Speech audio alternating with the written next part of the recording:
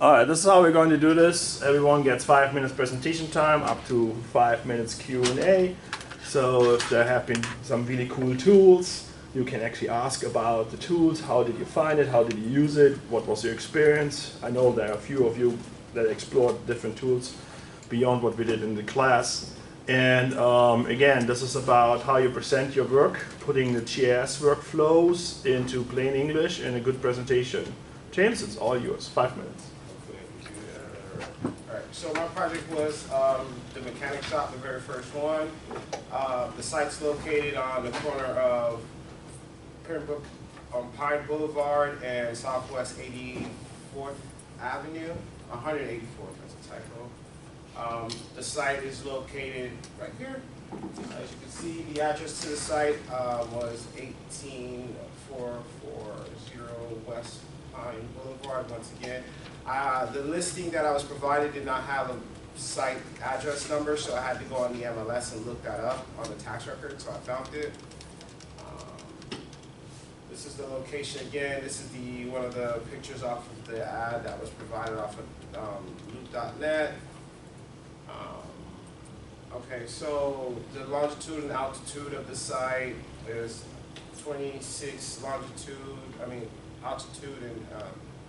minus 80 point something altitude. Same thing again, the lot size was about 0.86 of an acre, about 37,000 square feet. The block, U.S. Census Block Bureau was found, all that was found on the MLS. The owner of the property now, how much they purchased it for. It's for sale for 1.75 mil. It's a vacant lot. So the very first thing I did in GIS was I geo-referenced the address. And then what I did was I also went back on .NET Loop and looked for property that would be comparable to this. So if it wasn't going to be the best property, would I be able to offer my clients a different option? So the way I built this project was a client hiring a consultant company and requesting information and help on deciding the best location to either build a mechanic shop or auto part sell shop, or both together. So the task was to find the best location using ArcGIS, and also finding the best location within the best location to put the right franchisee in the program. So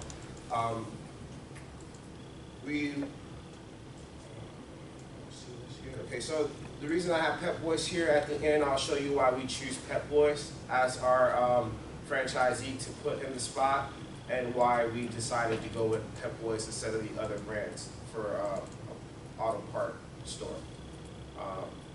The very first location is off of Sunrise by Sawgrass Mall.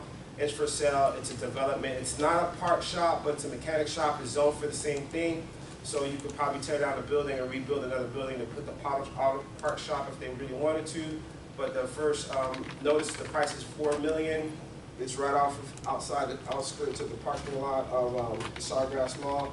The next location that I compared it to was in Coral Springs. It's actually an auto zone for sale. It's for $2.4 million. And the last spot was down the street on Pembroke Pines Boulevard, and it's for sale for $1.5 million. So they're very, see all these are similarly zoned. So I was doing like a comparable market analysis by using the demographics and the information that surrounds these two properties within their drive time and their radius marker of 2 miles, 5 miles, and 10 miles.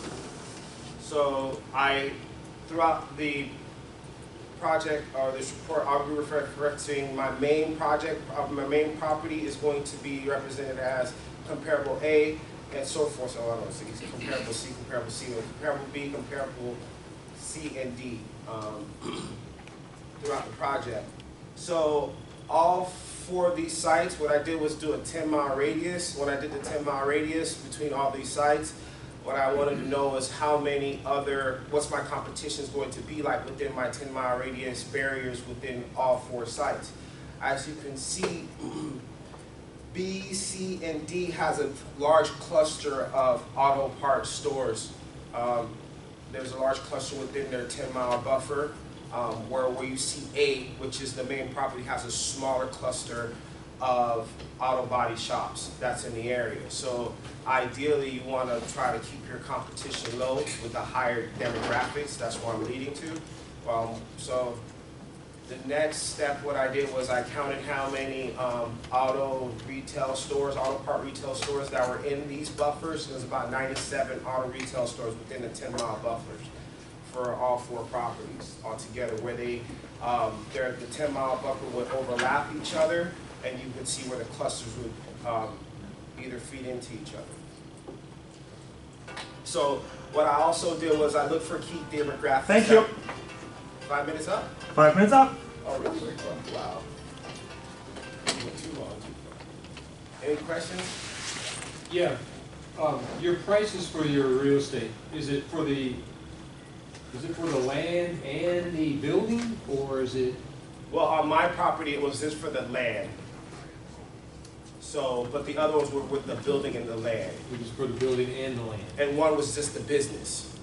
The last one that was one was just the business, but not the land. Yeah, so I was trying to show the value of if you're spending this kind of money, you could either get the land, okay, or you could just build out the property. But I was trying to show you with the demographics what was worth more, but I ran out of time. Any other questions? So what's your conclusion? My conclusion was it had the best demographics, and then at the end I figured that Pep Boys was going to be the best spot to put there, because if you look at the cluster, there's only, within 10 miles of 15-mile radius, there's only 5 Pep Boys in the area. And where my site would be, the reason I say that Pep Boy would be the best is because everybody else is right in the 2-mile radius within the site location. So like AutoZone, Auto Advance, and O'Reilly's are within about a 2-mile radius to 3-mile radius of the site. So that would be the only franchisee besides that you could purchase and put there or lease out to there that would fit in that location. Besides Bennett Auto Park, but Pep Boys was probably a stronger. And the choice to take like a franchise like a Pep Boy was because you want to cannibalize the market? When you looked at the business analysis and you looked at when you did the search, you'll see that on the, I can show you on one of the maps. I was trying to get there, but there was a cluster. There's a very little small cluster of right here. Right. Yeah, right here. So you see there's a very small cluster of your competition in that 2-mile radius, where it's only O'Reilly's and AutoZone that's in there. And Discount Auto Part, where Advanced Auto Part has a large cluster, but it's within the 5 to 10-mile radius outside of that. And it had great, compared to all the other sites and 4 sites, this site had the best demographics when it came to income, it came to household income and population and all that stuff. Thank you. And if you look at that reminds me about hoteling and the beach. Market analysis, real estate market analysis. That's the beach example. Oh, okay, yeah. All right, next, Juanita, please.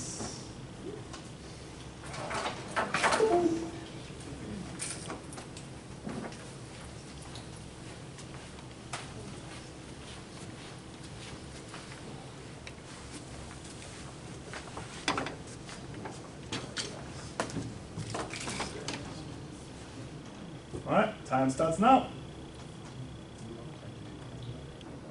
Okay, so this is my report on the same site in reference to an auto parts shop.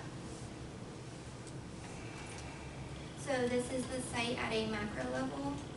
As you'll see, it sits west of I-75 at the intersection of Pines Boulevard and 184th Avenue. And then when you zoom in, you kind of see the plaza it sits on. You have a Walgreens, an Aldi, a Future Car Wash, a self-storage, and a retail store. So I decided to start my analysis by doing a site proximity buffer.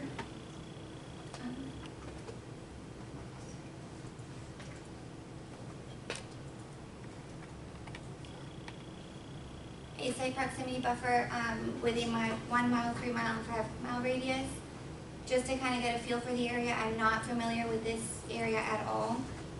but I could see that there was some sort of commercial and residential components in the area, and I did this using GIS Online.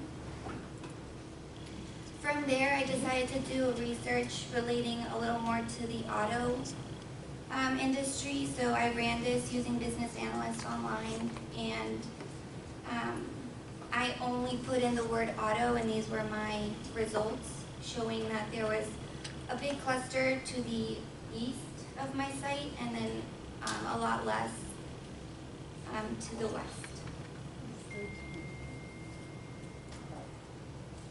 From there, I did a more narrow research, inputting auto parts related businesses only, and that really got rid of all the sites to the west of my site. So that kind of led me to see that if I were to propose an auto parts business in this site, I would become the most westerly location for the neighborhood. From there, I created this map to see how much people in the area are spending on auto repair and servicing, and it seems to be a pretty well spent on service in the area. From there, I decided to research a little bit more about the user who would be in the area using this business. So I did a population of the area map for 2019, and I did one for 2024 to see what kind of growth is in the area. And as you'll see, the map seems to get lighter, indicating that there would be less growth, but when you look at the numbers, they've actually increased by color. So there is a good steady growth in the area in the next 5 years, which is positive. From there, I decided to see the total housing units in the area. There's a lot of residential around. Again, keeping those 1 mile, 3 mile, and 5 mile radiuses on.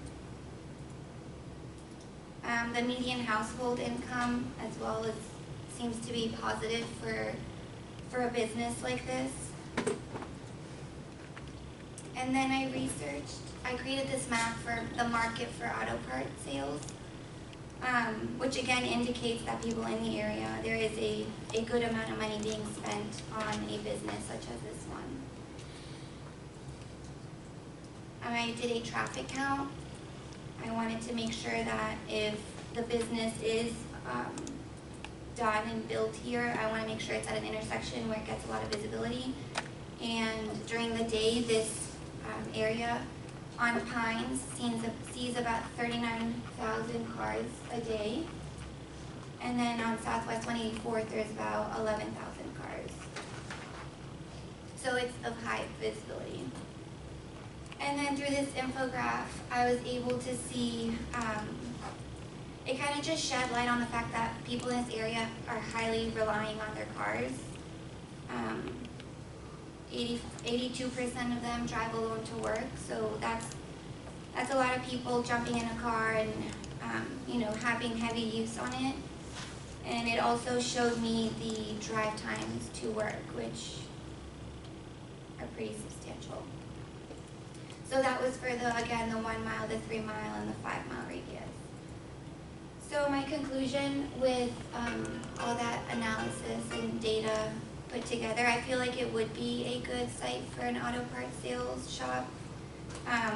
It would service an area that does well, is full of residential areas and people that are heavily relying on their car. And to become the most westerly location to serve that area, I think, is reason enough. All right, thank you. Questions? This is your chance to ask questions. Oh, you do the traffic counts.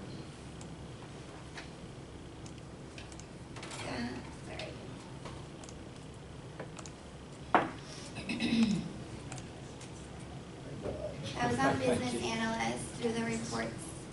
So you pulled the numbers from the report and then made that? No, this was generated on there. Okay. Yeah. What? Any other questions? Fine. Thank you. Cole, you're next.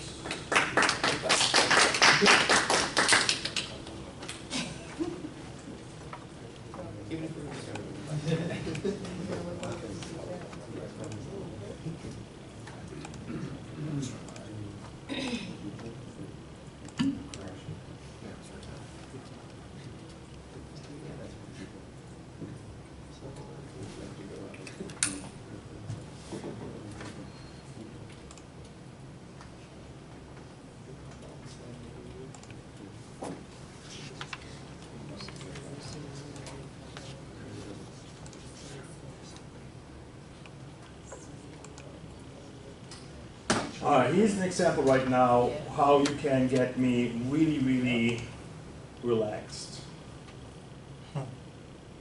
I sent out a list and the procedures for today in an email, an announcement. And I also sent that as an announcement before we started presentations. If you, when we had an earlier delay, if please, the next person in the room that goes up to present and has to load their PowerPoint presentation through logging in on a web page or something else, that's your time. If you have a PowerPoint, you can use now the computers in front of you to put them on a jump drive. I understand if you present that via Google Drive or something like this, but then make sure you're ready to go, as in you walk up, you make click, click, and you present. Otherwise you're losing valuable time and you're losing concentration, and nothing freaks you out more than the technical issues right at 30 seconds before a presentation. You want to go up and say, click, it's me. Hi, Cole. How you doing? All right, so my name's Cole. I don't know if I've met every single person here, but just a brief overview before I jump right into this, because I kind of use my background to push into my narrative off of my site. Because basically, my project, the site location project, is heavily based around the narrative. So before we do it, I just want to break down, I'm going to go over the background, then break down the site and the zoning that was preferred for the site, the customers, traffic analysis, and then hop into the competition and then close it off with a conclusion. So for the background, what I did here is he actually provided a zip file with all the parcels in Broward County. And what I went ahead and did is took the plaza and I basically digitized it based on the Future Holdings LLC. Their plan to expand their holdings in single tenant. So basically, the blue in my narrative is the Walgreens that sits right there on the northeast side of the intersection on Pines and 184th. And basically my story, they already own that, and what they're doing is they are now in contract to purchase this parcel right here, which is the subject address. And I also have another digitized picture that will show you the building portion of it. And then the yellow represents all the parcels that they're in negotiations with or trying to get negotiations with the other owners to move forward and go ahead and accumulate the entire plaza. I got this as, this was actually influenced by Bob Shapiro from our class in site planning. So basically that is Future Holdings LLC plan to expand. They hired a consultant, Turnkey LLC, to help them come up with the plan to put an auto part shop there, and also they're providing the tenant within the narrative. Again, auto repair shop, and then within a 5-mile radius, 150,000 population, and then based on the assignment, the purchase price of 1.75. So here's the site. This is the address in total. 18440 West Pine Boulevard in Pembroke Pines, Florida, area code 33029. Again, I'm not going to go into that long, but here is the site, and this is the entire parcel, and what I did is I digitized the part that would obviously be built with the hatch filling. And again, Pine Boulevard and Southwest 184th Ave. And the lot in total is 0.87 acres or approximately 37 square feet, 37,000 square feet. And then this picture right here is a real life image. As you can see, it was just taken from Broward Property Appraiser, so that you can kind of get a better feel for what it looks like. Okay, so one of the first things that I did was the potential customers. And because there was actually a few auto parts shop there, what I decided to do is take a different approach. And if we could actually place a shop there and then gather B2B accounts, I figured that all the other repair servicing companies around here, as you can see within the 1 and 5 mile radius, I wanted to capture all the ones on the outer, but as you can see, there's like 14 here and 6 here, and that could be viewed as competition. But what I wanted to do was like take a alternative approach to that and basically say that you can get B2B accounts like wholesaling products to the people who are also catering to your clientele. And again, the main ones being Jiffy Lube, Goodyear, and Tire Kingdom around there. Okay, and then this is the traffic, the daily traffic exposure. Again, Pines is definitely the main contributor of around 40,000 daily, but that's not to say that 184th doesn't provide value with approximately 12,000 vehicles passing it per day. And then here's the legend, and then just a close-up report of traffic count. And then competition. So what I also did was I did the same 1, 5, and 10 mile buffer radius, digitized the other auto parts shop, and the way that I did that was I used the NAICS code of 441310, and what it comes out to be is the automotive parts and accessory stores. And then I just put over here, you know, yes, there's competition. However, with the B2B that I wanted to implement as a strategy, the brick and mortar from all the exposure from the traffic, as well as like an online portal from an auto parts shop, should be able to thrive. And so my conclusion is that it is a good investment. Both Future Holdings LLC and Turnkey LLC have agreed that they're going to go ahead and move forward with the project. And one of the major contributing factors also plays into the narrative is that the purchase price is 1.75, but it was actually purchased in 2011 for 2.1 million, which was just after the financial crash. So in the narrative, they were trying to liquidate assets to put into another project. And so that's the full scope. Thank you. Any questions? What's the conclusion again? Essentially that it's a go ahead. You know, like if someone buys a piece of land, like that's what I was saying. So in my business right now where I flip houses, like if you see a property that was bought in 2011 for 2.1 million and then you can pick it up for 1.75, right off the bat you know that there's some embedded equity there.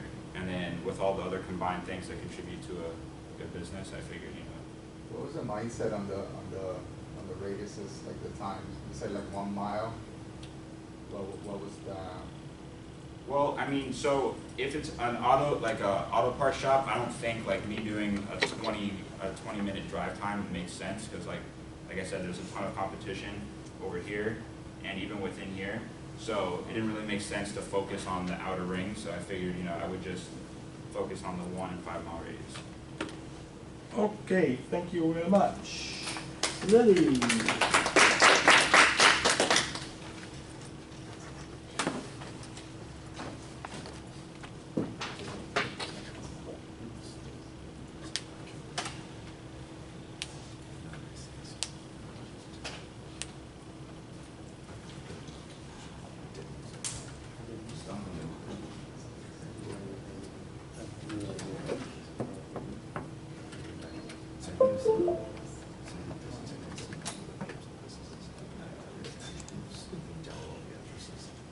Give me a moment.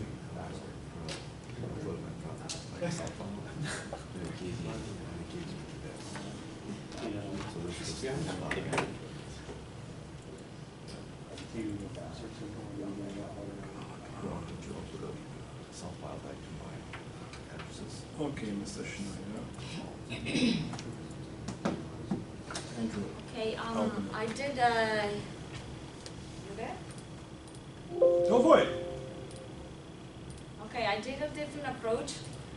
What I did is I created a case of a company that invests in land. So they buy land, they wait until it gains value, and then they sell it when the market is at the right time. And so the way they do it is they try to have the most information for the best use of that land to approach the right potential buyers. So what they want to do this time is, I mean, they do land, what they want to do is they want to identify if the buyers, if the land around is also good for what they're doing, for what they pretend to do. So, well, they provide information to a GIS team, and then this is the kind of companies that could be in the area. And then this team digitized also the lands that are on sale. And I created data that I put in Excel. So this data is more focused on the close competition that this land is going to have. So they do have like clusters here. They have, we can see here where it is located and the people that live around. We see that there is, are you there? Oh. So we see I'm here in the room. Okay. So we see here the location, and we see that the people outside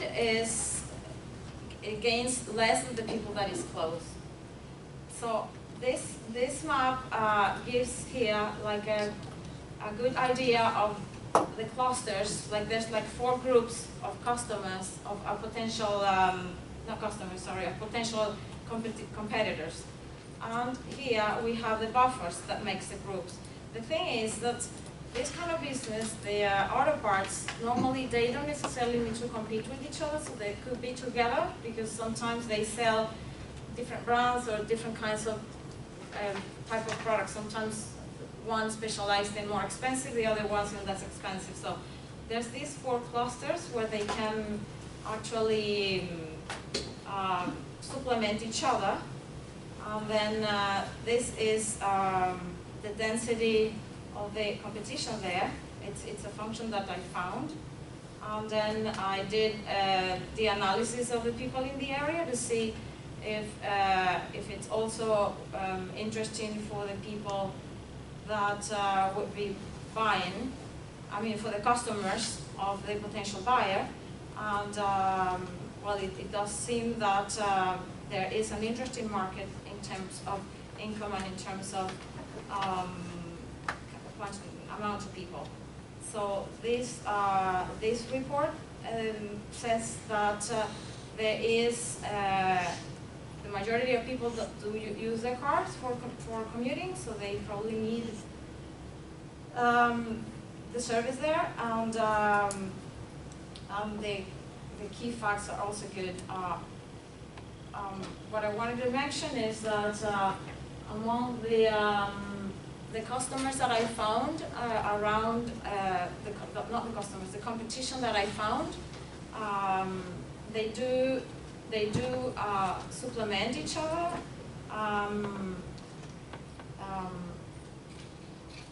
Some of them provide service, some others don't.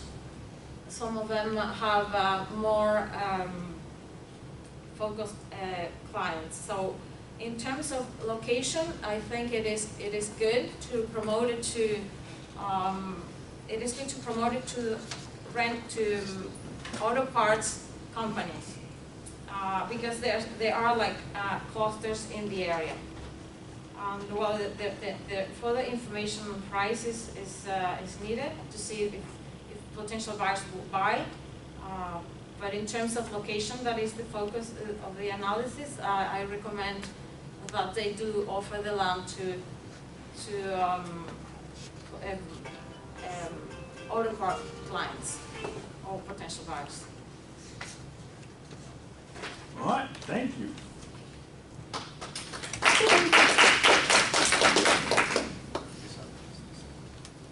Any questions? Oh, I'm sorry. Good, okay. So my plan right now is I have 8 more students that are loading data, and after that we're listening to presentations.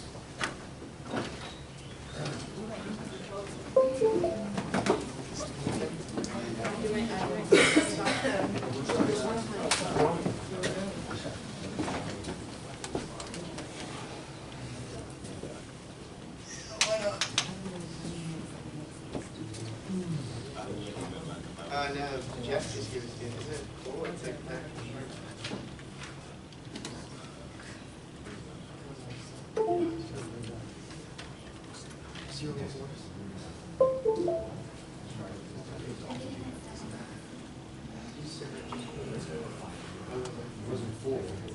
No, that's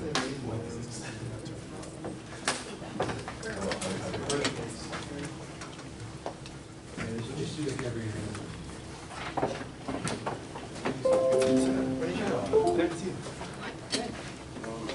They're not on there.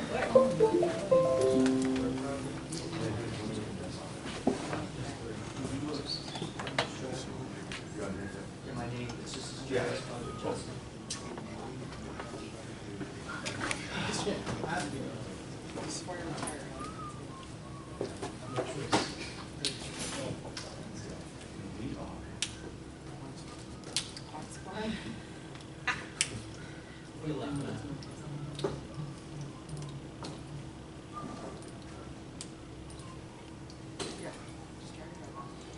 Hey, I'm old.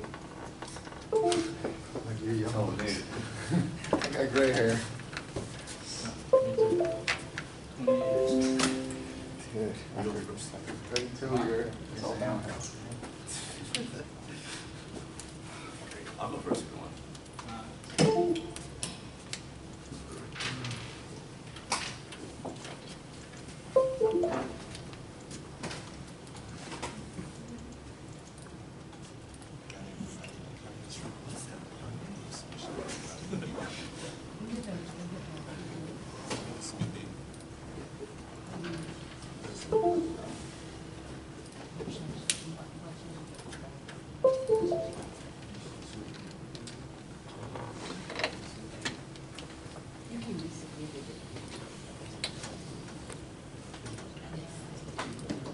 No. Yes. After the next one. So we have the presentation. How did you do? Research. All right. Just since you've been here.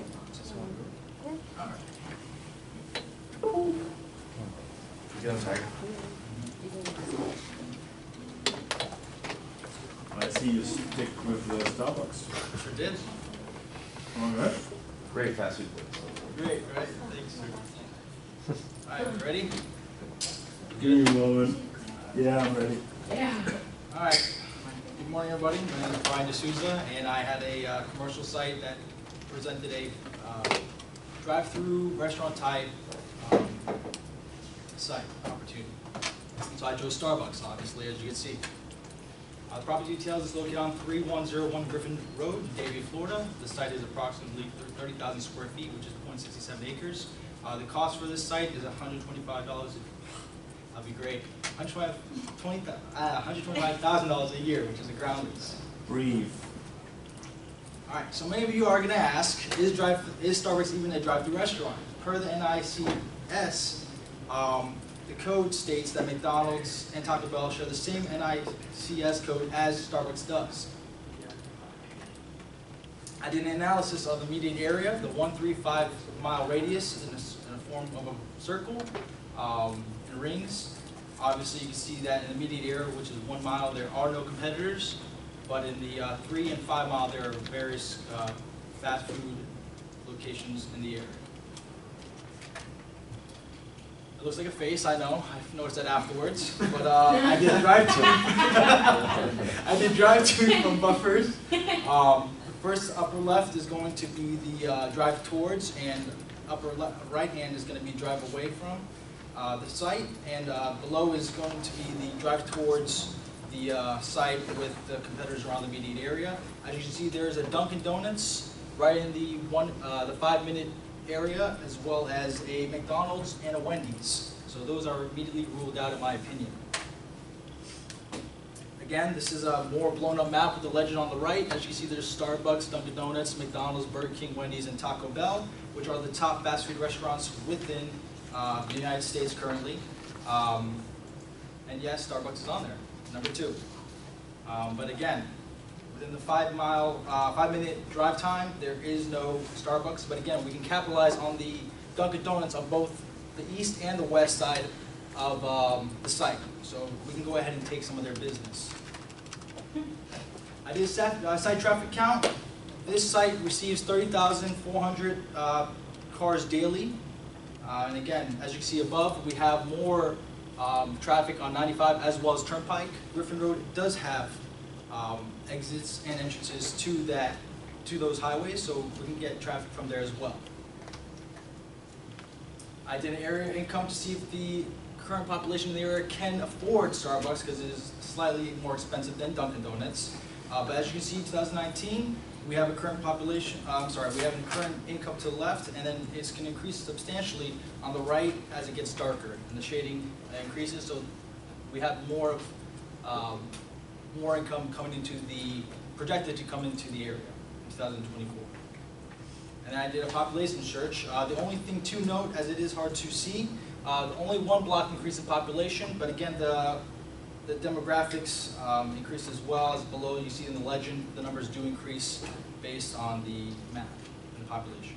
And that's projected within the 5 and the 10 and 15-minute drive time for 2019 and 2024, increases substantially as well. I then did a tapestry segmentation profile on the area. It is important to note that within the 5 and 10, 15-minute drive time, there are bright young professionals which radiate the area, and also American dreamers, which are the primary market profile. And as I highlighted, they both prefer fast food restaurants. This is kind of hard to read, and I apologize, but I did a custom reporting as far as how many people went to fast food restaurants in the last 6 months, as well as how many went 9+ times in the last month. Again, 41% went in the 5-minute area, and which is the immediate area that we're trying to attract. And then also, the last 6 months, they also went for breakfast, lunch, and dinner, 36%, 50%, and 46% of that population. Again, last one says if they went to a drive-thru restaurant in the last 6 months, 48% did. Then I did coffee, Starbucks versus Dunkin' Donuts. So as far as the 5-minute area, which is our immediate area again, 20% of people went to Starbucks, 13% went to Dunkin' Donuts. So it's more attractive to go to Starbucks than Dunkin' Donuts. So we can, again, take competitors' traffic. And that is the end. Any questions? This is how you do a 100-point presentation. Thank you very much.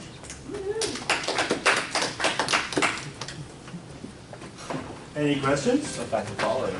Well, not after that. Technically changed from. Okay, Mr. Andrew Schneider. What?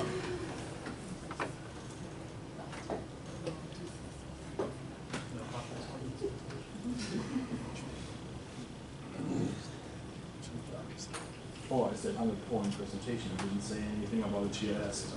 That's pretty good. Press the button. Press the button. Time.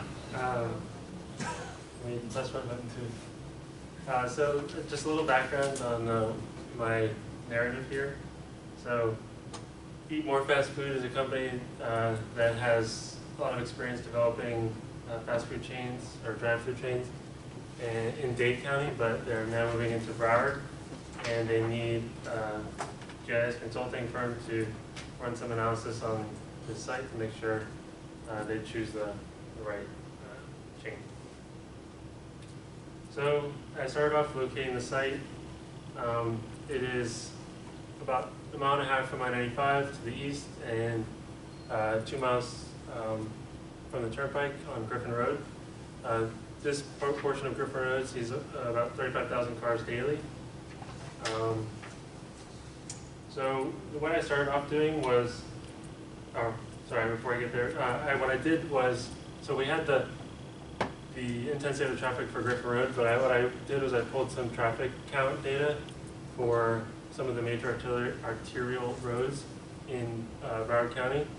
And so this is I-95 being the most intense, having the highest traffic count. And then you see the turnpike kind of spiking there in the heat map here. Just kind of, I wanted to see what was feeding Griffin Road and understand that traffic count. The next step was kind of make some assumptions on some of the most popular fast food chains in Broward County and located them all. But then I wanted to kind of break them down individually to see if there's any opportunity in this area. So I ran 5-minute drive time buffers for each of them to see which one, or if any of them, had maybe a void in this area.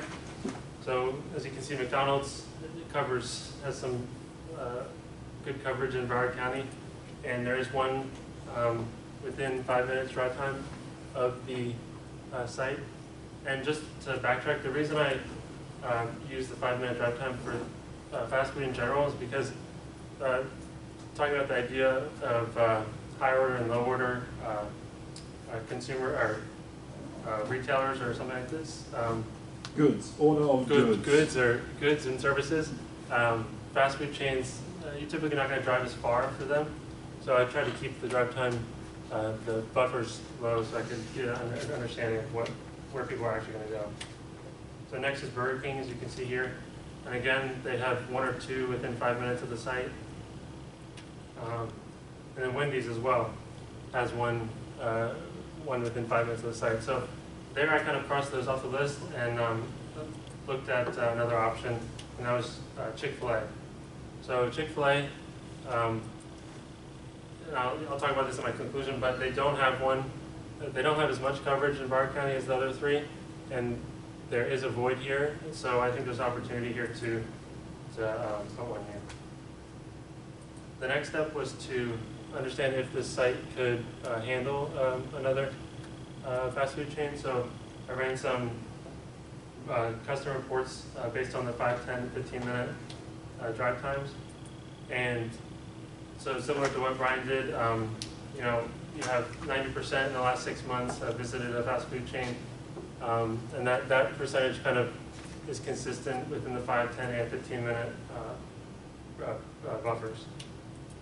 So the conclusion is that I think that they should move ahead with a development of a Chick-fil-A here because there's great accessibility and exposure based on the traffic. There's a lack of a Chick-fil-A nearby. High percentage of the population frequents drive-through restaurants, and there's an opportunity to capture some of the market from the other fast food chains nearby. That's it. Any questions? Nope. Did you bring Chick-fil-A for us? Yeah. Unfortunately not. Did you get a feel for, like, for example, what kind of traffic counts Chick-fil-A may prefer? Because I know, like, the Chick-fil-A on University near campus. Yeah. You go there and there's like a 10-minute line. There's always like 30 cars in line. Yeah. And Griffin Road, there's not near as much traffic as University. So yeah, it leads me to believe they really like high traffic counts. Yeah, and I think that's true. But I think that section of Griffin is in between I-95 and Turnpike. So I think there is some comparability to University. Yeah. As far as the needing a high traffic count, I think that because there is a need. I think there would be a demand for that kind of store there, and I think that you'd have people coming from the east, and not just from that area in Griffin Road, because you'd have people coming from further because there is a lack of a Chick-fil-A nearby. So I don't think you would so much depend on the traffic count, but you'd have people drawing. The brand name kind of draws them in. Yeah. All right. Any other questions? Do you think Starbucks is fast food? Do you think you did a good job, Brian? Just asking. I'm not going to comment. He's referring to about a half-an-hour discussion in my office about it. So I like the justification you gave. That's hardly anything. Hey, stick to your guns. Stick to your guns. I like it.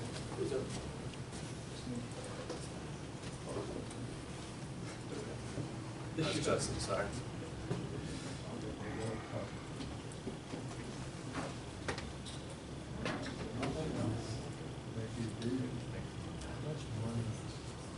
All right, so I know this is a GIS project, but I want to make this more like an investment opportunity for people, or if people are in the crowd or business investments who want to actually open up a fast food restaurant. And it's sort of like what Andrew and Brian did too as well, opening up a Chick-fil-A and Starbucks. So a lot of table of contents, you can see I'm going through executive summary, walkability, drive time, mile radius, do a little buffer of comparable retail, finish up with a market aerial and demographics in conclusion. So to pitch you on the whole thing about this whole site, it's across the street from a Publix, which my two colleagues failed to bring up. It's on Griffin Road. There's one access point to the property because it's not in a corner lot. There is an AutoZone next to it. It's going to be built pretty soon. So within a 1 mile radius, there are over 13,500 people. Obviously, the average household income is 62,900. Oh, so I'm speaking.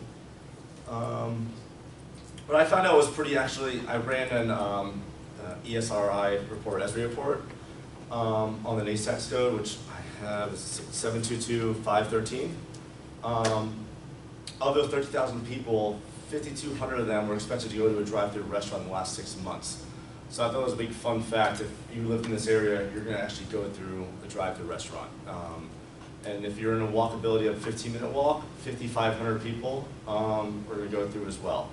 As you can see, I did a whole overview of the address, the city, how big it was. So I want to start with walkability. If you do live in the area, I find myself going to a McDonald's or Taco Bell or Wendy's anytime after drinking, after going out, because people want fast food when they're starving, right? So why not see how far you can walk there, let alone drive? Because driving is really dangerous when you're, I guess, visually impaired. So I try to do a whole visual analysis on how far it was from your home residence, especially for those people who actually work in the area as well.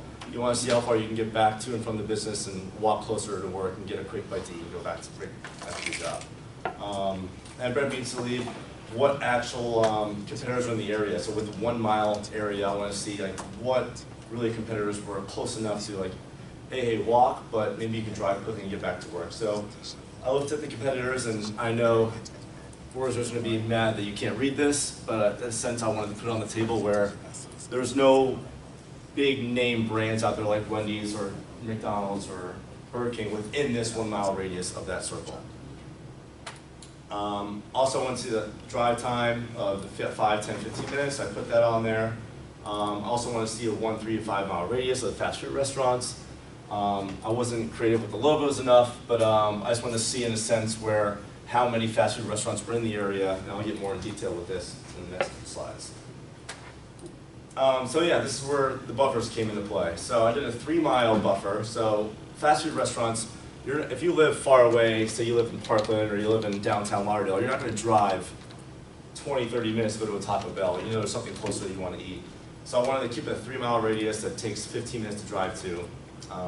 I found out these competitors like McDonald's, Dunkin' Donuts, Burger King, etc. were in that 3 mile radius where you can get to. This site is actually, it's not within, so the buffers are 2,500 feet, which is probably equal to a half a mile. I don't think many people are going to drive that far at that time to get that something quick to eat, unless it's really something you like. I love Taco Bell, so I'd probably drive that far. But I just wanted to show a point where this site is not impeding on the other sites. I got this from the Loopnet portal from Mike Carpenter at Styles that we were actually given. I want to show the market aerial of what's in the area. Obviously, where our site is chosen, we're not really shown what's exactly close, but there are some that are closer within probably a 5 mile radius. I want to show the demographics, not getting too much detail, but the biggest thing I saw was the estimated total employees in the area in the 3 mile radius was 74,000. I thought that was a huge, leader of choosing this site if you're actually going to put something there. That's a lot of people who are going to want to eat during lunchtime and get out of the office. So in conclusion, I didn't choose one specific business, but I thought of McDonald's, or obviously you can see the pictures, all the renderings of McDonald's or Burger King or Wendy's or Taco Bell, whatever it is going to survive there. there are several Dunkin' Donuts that do well, and I figured something quick and easy, like I said, 74,000 employees within a 3-mile radius would do very well. That's it. Any questions? Awesome. All right, Mr. Chase, please.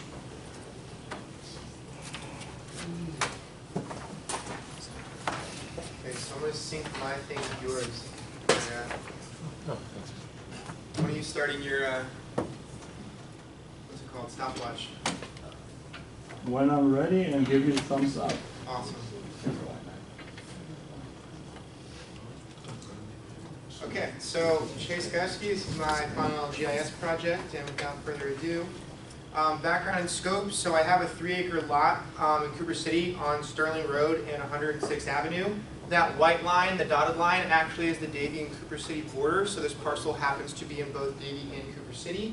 It's currently owned by the United States Postal Office, with that lower lot adjacent to it being proposed to build a USPS postal office right next to the site. At the bottom, on the bottom left building and the one right in the center, the left one is actually the Cooper City Broward Sheriff's Office, and the one next to it is a Cooper City Fire Department, so super secure, and also if you have an emergency, it's literally like a 1-minute drive across the street. The proposed use that we're investigating for Words REE is Suburban Flex Business Center. What that means is it's like business hubs or business centers that have short-term leases for something as small as a desk to as big as an office full of cubicles. So if you're a flexible kind of non-traditional employee or worker or business owner, you can go rent, say, an office 3 days a week. So when you have flexibility with your work schedule, you now have something to change with. The competitive analysis, the 3 biggest competitors in the Flex workspace are Regis, which is all the blue pins, Crescent, which is all the red pins, and Spaces, which is the yellow pins. This is just in like the South Florida area. The 3 major market segments, so I ran a 5-mile buffer, and there's only 3 competitors within the 5-mile radius, 7 within the 10-mile radius, and 10 within the 25-mile radius. And this picture applies to another portion of the process. So just very quickly, first when I got the data, there was Loopnet discrepancies, and these 2 right here, one shows it in the bottom left of the lake, this one, that's the same lake in the top right, and the address said about 10599 Sterling Road. So I first had to go to the Broward Property Appraiser's website and locate the parcel ID to actually determine what the geography of that parcel looked like. Layer creation, I downloaded the parcel data from Canvas, I added it to ArcGIS, I located that same parcel just manually because I knew where the streets were and what it looked like, and then I selected it, created a new feature layer, and in the bottom left is the new feature layer created with the yellow kind of caution look to it. This is Business Analyst Online, so I manually dropped the pen, again because there was no formal address, created a 5, 10, and 25 mile radius buffers because I figured 5 miles is very close for people who live in the area, 10 is reasonable, 25 is more reasonable for people to visit you, and if you have to have a business meeting, I thought that kind of captured the market of who would be willing to drive. And then on the right side, I did a 15-minute, a 30-minute, and a 60-minute drive time analysis toward the location, kind of for people coming to the office, and I ran it on Monday at 8 a.m. with traffic to signify what it would look like on an actual workday. Next, geocoding the competition, so that nice, I had all the 3 competitors. I manually scraped all that data from each of the official websites and went to each of their locations, copy and pasted their address, went into Business Analyst Online, located each and every one of them, and I wanted to change the symbology, so I had to create them all as a site. But then every time you create a site, everything is ring buffers, and I had like 20 sites, all with ring buffers, overlapping my ring buffers. So in order to get that off, I went into every single of the 20 competitive sites, removed the labels, and turned the transparency of the borders up, and then I was able to change the symbology to the various different colors. Business summary report, I just wanted to pull the business summary because that tells me the total businesses, total employees, and total residential populations in the 5 mile, 10 mile, and 25 mile radius. I figured people who are working in businesses but just want more flexible space, or employees, is a decent gauge for who would use the product. Conclusion, again, just solely based on the preliminary GIS analysis, not in any way like a cost analysis. I think that the price of the location is high and they should certainly negotiate it lower. But I think that the location in South Florida is minimal market competition. Most of these flex spaces are going up in Fort Lauderdale and Miami area, and within the immediate like 5-mile or 15-minute drive range, there's not a whole lot of competition. You can typically squeeze out a little bit more income than traditional fixed rate rent lease agreements because you can have a lot of individual clients that are charging higher, like I guess per hour or per month rates for smaller spaces because it's tailored and luxury. And again, there's appealing drive times and centralized location within the Tri-County area. There's utilities on the site, and again, the security of having a fire department and a sheriff's office right across the street is hard to pass up. And that is 5 minutes.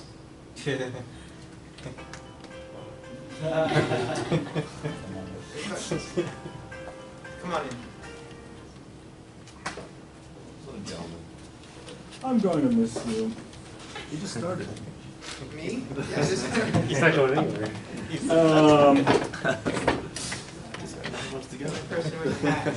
How did your map end up looking once you have done your 20 different buffers? You mentioned it, but you didn't have a picture of it. Right. Definitely would have been a good thing to include, but essentially it looked like this, except every single one of these individual pins included its own several rings and labels that said 5 mile, 10 mile, 25 mile, and it looked, I mean, absolutely god awful. Okay, lessons learned. If you Add that god awful. If you do multiple sides, you might want to do one distance and dissolve all of them, like we have seen with the others with, I think it was Brian, with the multi-side track time dissolve. Kyle did that too. And the issue was the NICS code. Like the NICS code for these flex offices just came up as real estate agents' offices, which was not like easy to pull data because I was just going to get all the Caldwell bankers and everything, which was not at all like the flex space. Yeah, final comment, I actually wrote this down. We need to automate your work. Nice done. Nicely done. Any questions? Job, Chase. Oh, hey, Mr. Ellen.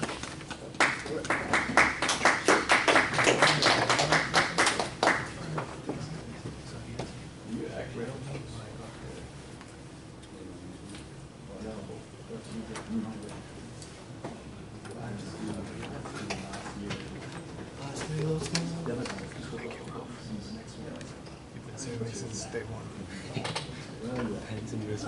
I recognize real when I see it. Give me 1 second, literally 1 second.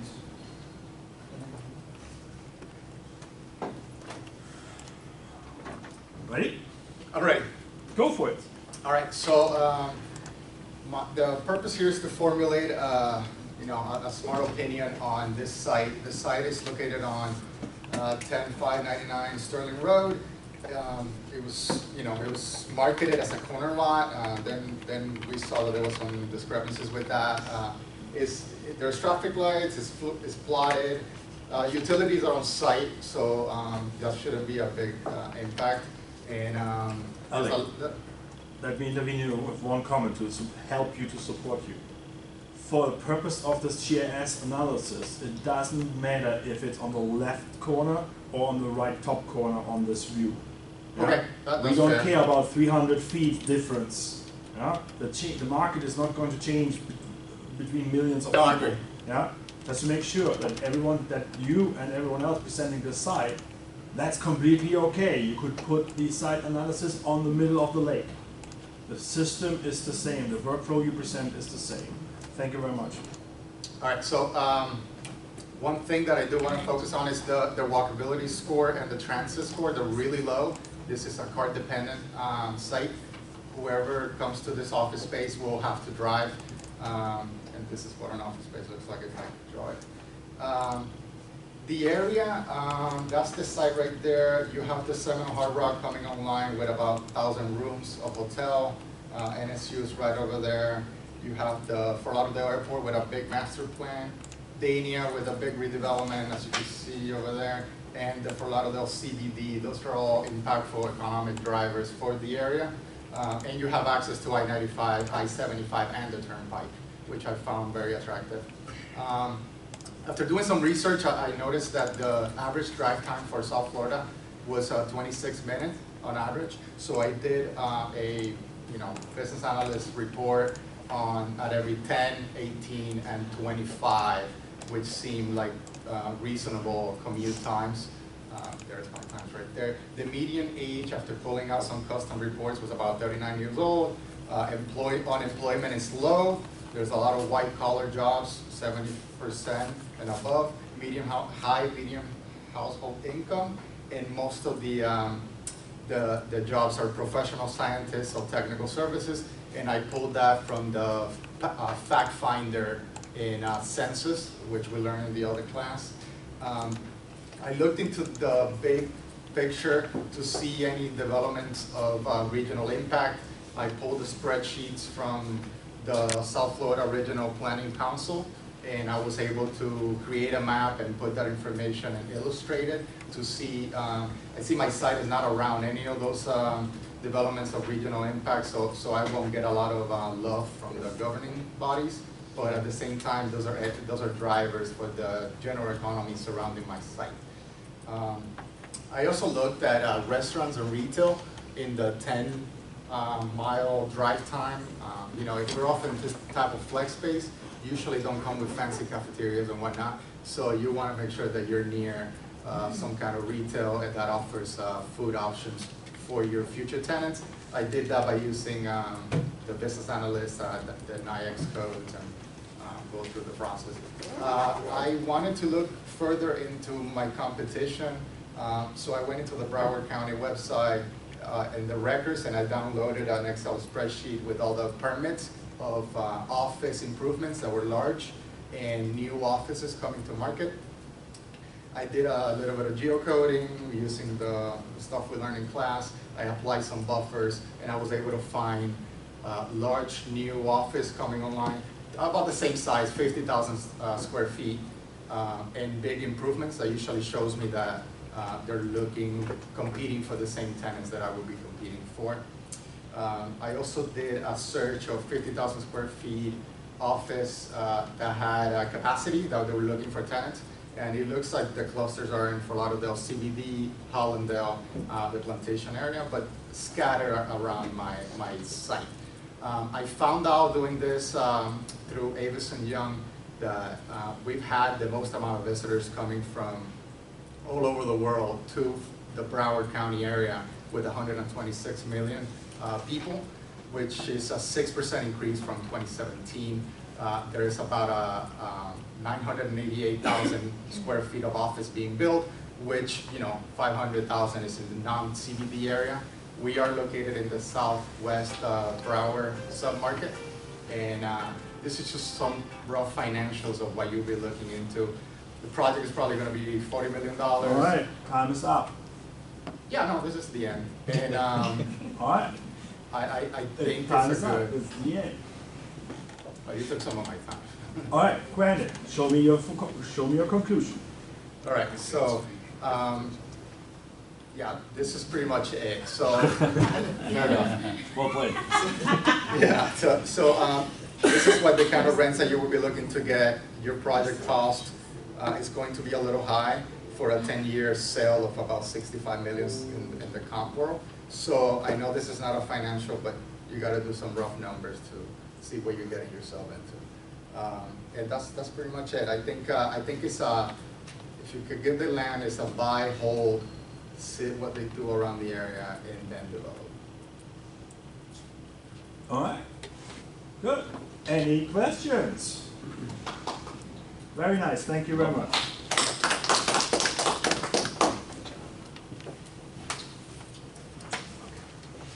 See how I name dropped Geocoding? That was fun. See how I name drop a letter grade on this one? I have Connor on the list.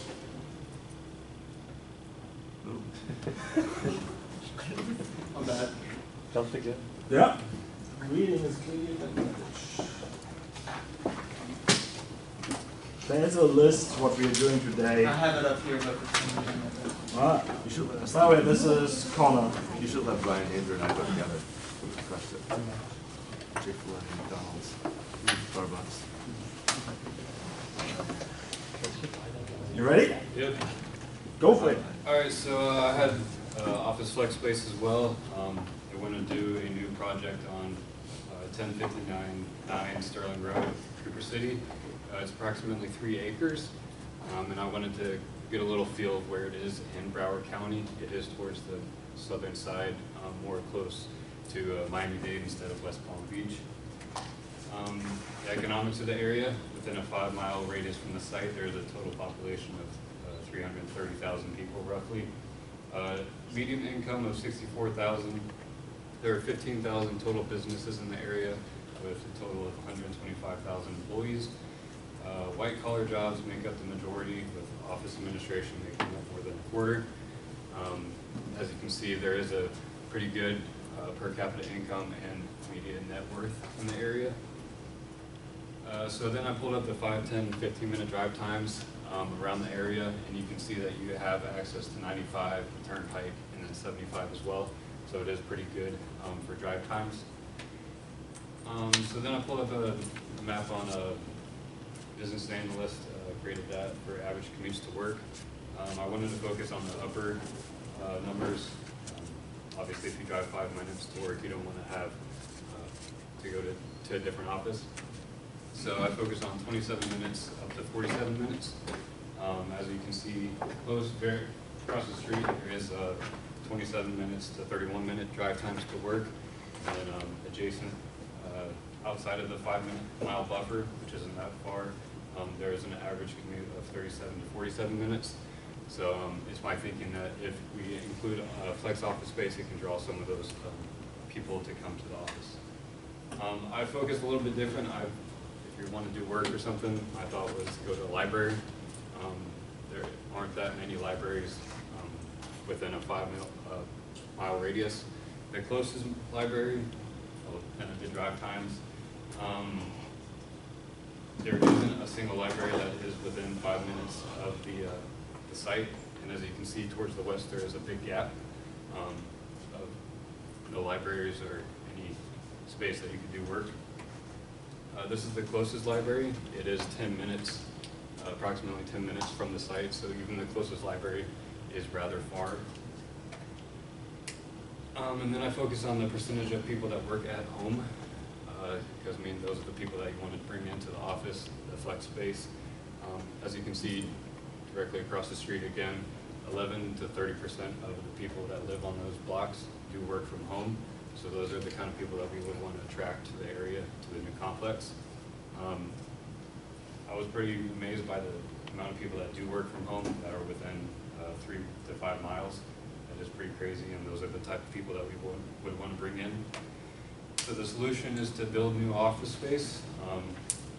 It is a laid-back center that will bring a new demand to the area and serve as a networking center as well. So if you want to have like business meetings or anything like that, it can serve as a center for that.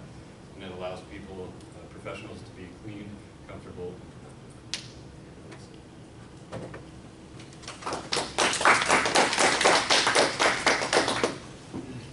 That work from home layer is a gold mine, is it? It is.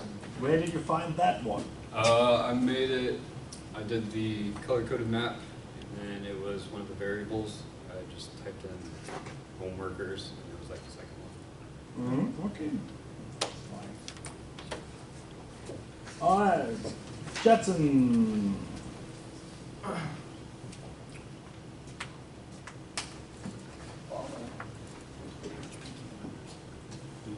Give me a moment.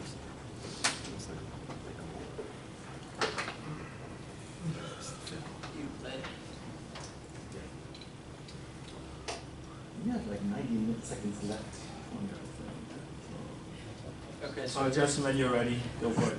Here's my GIS final project. So I also did office flex space. As you can see, I pulled a 3D image. This is the site. It's the same site that everybody else has been using. Just some background of the site. It's the address. It's Sterling Road in Cooper City. So this is just like a map of it on I pulled. So some information on the site. It's for $3.2 million. It's 3 acres of commercial land. Beautiful lakefront views, traffic light intersection, corner lot, the median age in that area. is 42. The population is pretty large. I did a 15-mile drive time there. So just some history and background. So for mine, my kind of like history of it is that it's an investment company, like an Upwork flex-based company kind of came and said, hey, we want to develop this office space. And before we go ahead and do a full analysis, we wanted to do GIS background, take our GIS team to come up with the final conclusion, see if it's a good investment, see if it makes sense to move forward and really do the financials of it. So first off, an office flex space really is popular among millennials. So what I did was I really wanted to pull the demographics, see what kind of people were in the area, see if it even made sense to add a flex space office rather than a traditional office. So as you can see, we have a very low unemployment rate. We have a pretty high household income, and the average age is also pretty high, which from my conclusion isn't really the greatest demographics for adding office flex space. Looking into the drive time, I pulled a drive time map of 5, 10, and 15 minutes. I didn't want to go any farther because the idea for this office was come in quickly, kind of look, see, just be able to work really quickly, not have to drive a crazy amount of time to go into the office. The idea is for these entrepreneurial people who just want to, spend less money and get like a quick, be able to go quick. So I also had a different approach. I kind of looked at office in general, just kind of other office spaces in the area. I pulled office spaces. I put a little ring of just kind of like in the miles vicinity of that 10, 15, or it's basically the same, pretty close to the same distance as the 5, 10, and 15 minute drive time. So I pulled the offices really to get an idea, okay, could they just go to a traditional office? Could they, or would this even make sense for people in that area? And there were quite a few next to mine. So then what I did was I kind of looked at the drive time of the offices nearby. Looks like there's a lot of office space to the east of this location.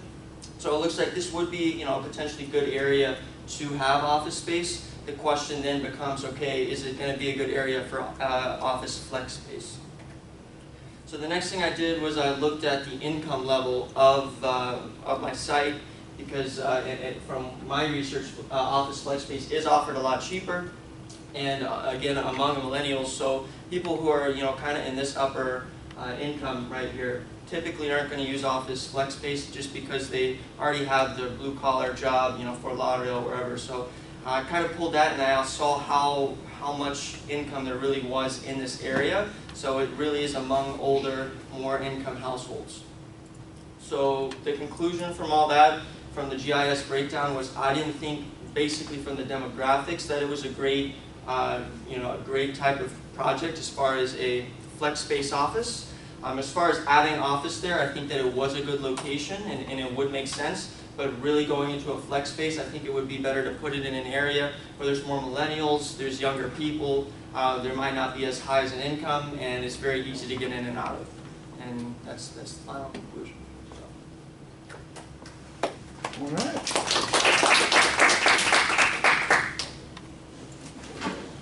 Any questions?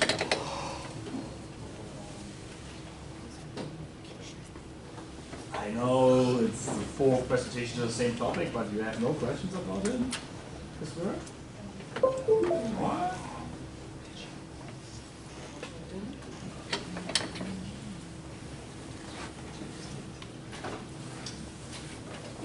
Give me a moment.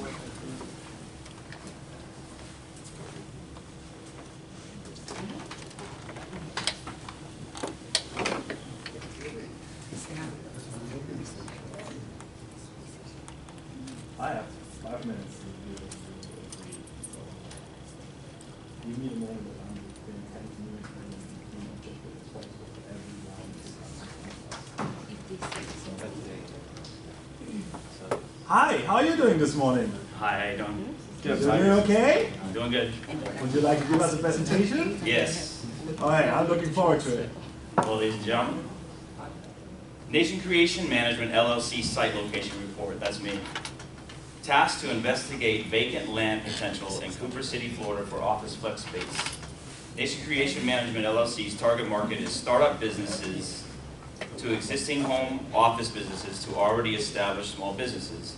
Millions of dollars will be spent on this endeavor, and because banks and investors are counting on us to report an accurate assessment of its profitability as an investment, we have chosen to do a thorough analysis of the vacant land turned into office flex space using GIS and BAO.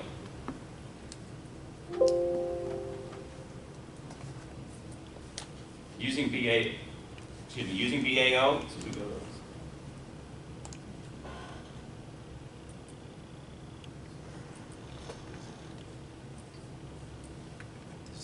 we analyzed 3 areas: competitors with similar existing office flex space, 2, economic indicators in the surrounding area, and 3, new construction of single-family homes, rental apartments, and townhouses.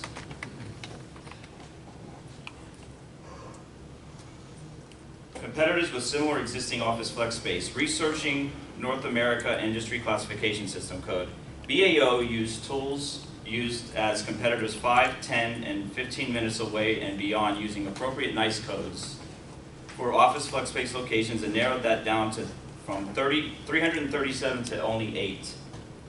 Determining and narrowing down the competitors. BAO, business and facilities, search function helped in determining competitors, which then led us to one by one eliminating out our other competitors, leaving us with only 8 of the closest from Cooper City vacant land within a 5-minute drive time to the target area where the office flex space is being built.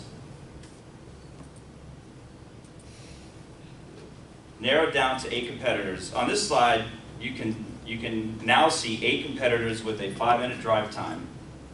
A couple competitors were difficult to get to due to a housing community north of 106th Ave blocking passageway to any commercial office flex space competitors in the surrounding area. This works in favor of the office flex space to be built up because there are less competitors to compete with and possibly more business homeowners who want a cheap, affordable office close to home.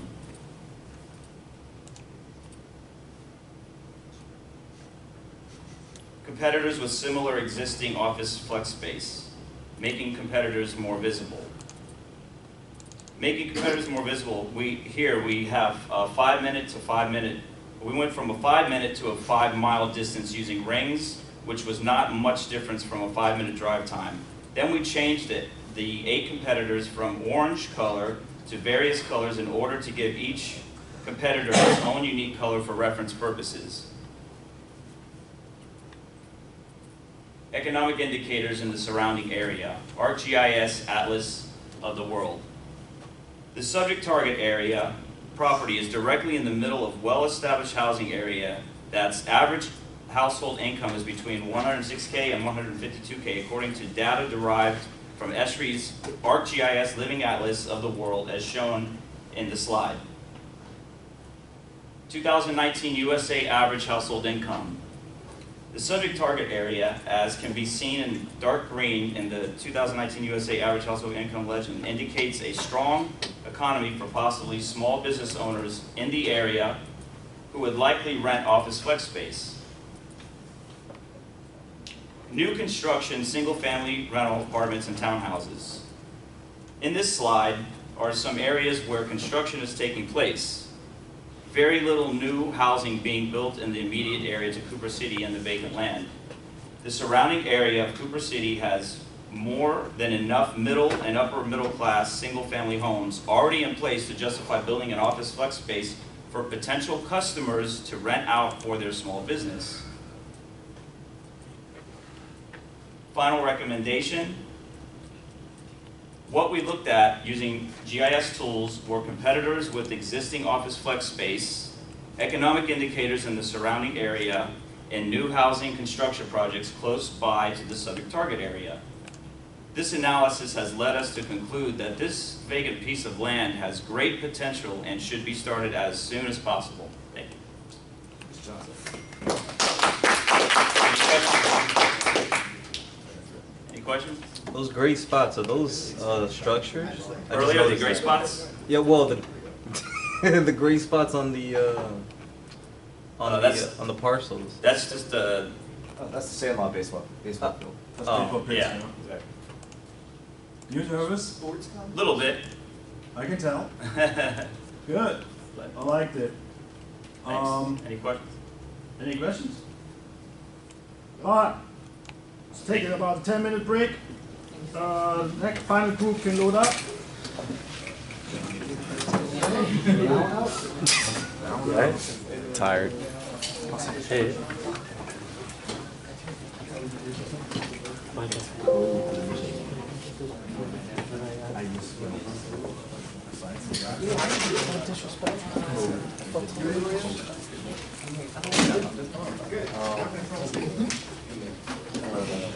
Thank you.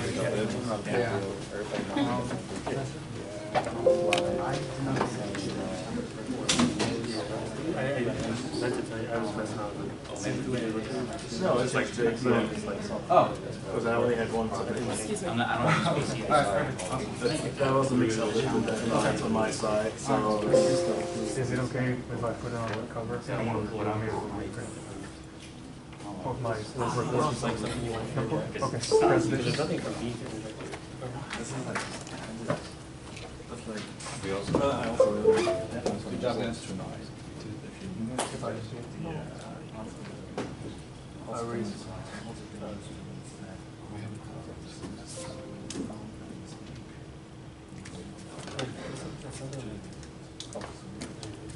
You need the.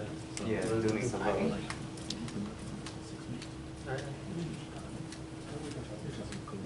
Yeah. All right.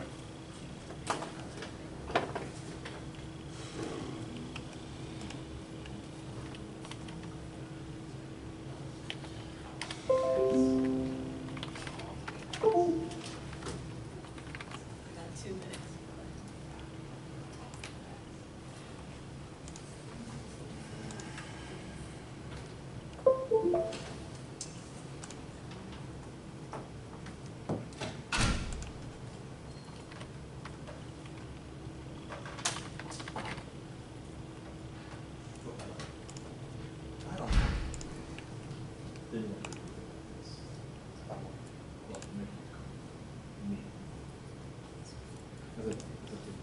It's like I'm from the military.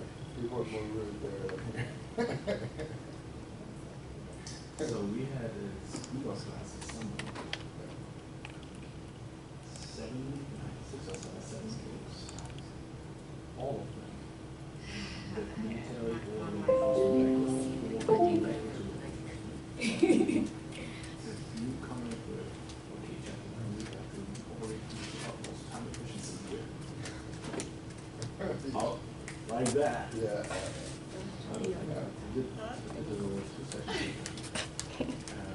One second scrutiny. My boss is teaching his dad used to be I was a Marine. they Yeah. actually go I like Marine. Yeah. all My boss is a Navy SEAL.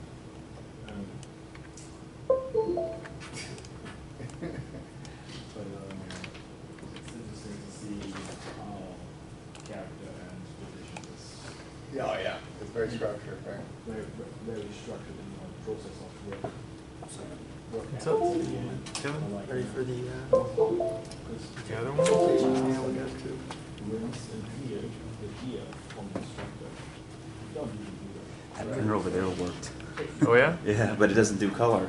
I don't think it does, but. I went upstairs to the second You floor. did? Yeah. Yeah. I guess I should do When I that went to, too. I went to school to jump out of wrestling. Yeah, for the Carolina. Yeah, you look for a line. Yeah. They don't let you touch. You don't touch the parachute, but like you're Oh. jumping and You're hitting yourself. and you're rolling to the side 1,000 times. So I must be very scary today because everyone left the room.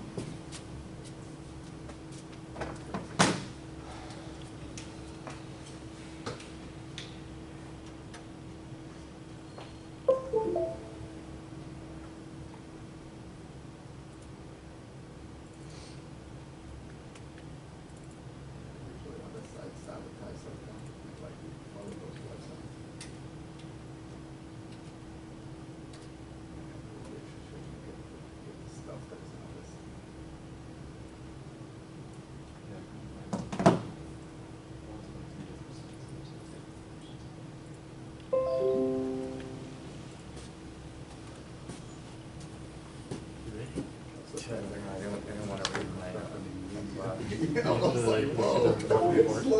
What? Right now? No, this one's not. Say that again? The report. What about, did you see it? Yeah. No, what I was gonna say is that,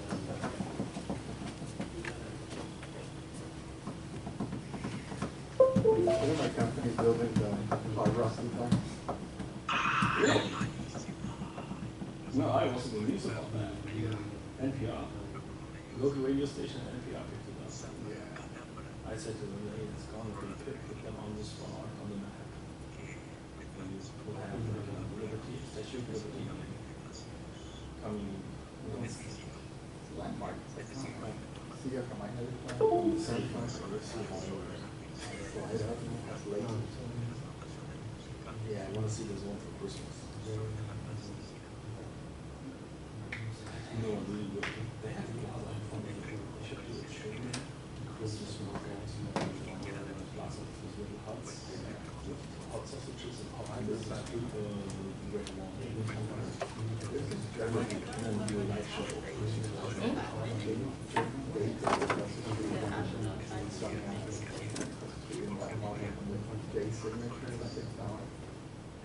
I used to go there every Friday. Okay, 10 minutes over. I did kind of miss the spot. Can you next? No. Alex here? Alex is not here. Alex is not here. yeah, I saw Well, this. let's wait 3 I more just minutes. realized that. He's not here at all?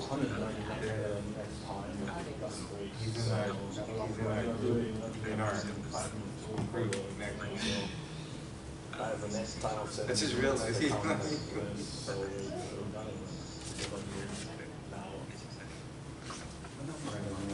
Guess you like constant. That's a good years.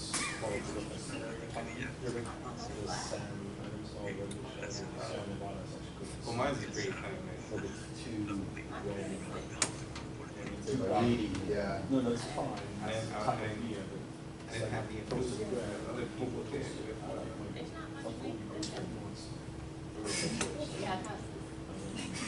No, I Well, it was a farm. There was a horse farm. It was a nursery. It was two nurseries. My old people go to gardening, okay? Come to mine. They can give us fruits. I don't know how interesting to the traffic is because the streets are so so narrow. So like the access, the road itself was a private road, and it was one way and narrow. Versus the main street on 54 was 2 lanes, right? But it was one. So it's like if you down it up with 100 feet, it's gonna be a huge traffic. Or you gotta widen the streets on the road with the old housing. Yes. I agree. It was not national. I just based myself on facts. Like, Alright. yes. That's Chase, that's cool. Did you miss Alex? Did we miss who? Alexander? Oh, yeah, he's not here. Oh, Kenny, you are. Thanks very much. Just like that. Just like that. Good God. Okay. Keep seat. First of all, it's magenta. And second, I was thinking to switch it later when I would see the points on your presentation. Give me a 50, I'll be happy. Just to, is it co-ed or is it co-living? Because I did this as a typo late night when I put the sites up. But that's okay.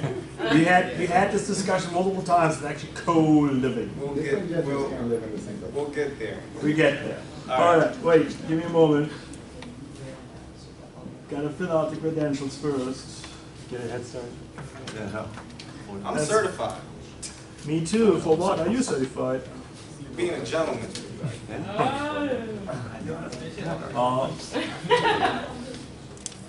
I'm first aid certified. It's okay. Alright. You got this? Oh, alright. So go for it. Good morning, everyone.